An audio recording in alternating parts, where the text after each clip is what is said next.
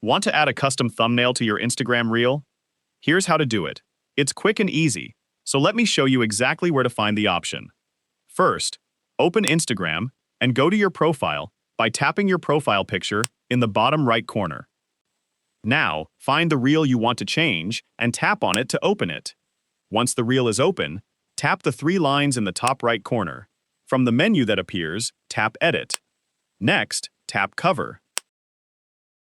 Here, you'll see a few different options for choosing your reel thumbnail.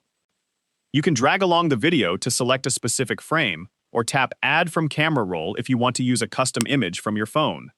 Select the image you want to use. You can also adjust the preview and add text if you want your thumbnail to look exactly the way you like. Once everything looks good, tap the check mark in the top right corner. Then tap the check mark again to save your changes. And that's it. Your Instagram reel will now have the new thumbnail you selected. If this helped you, make sure to like the video and subscribe for more useful Instagram tips and tricks.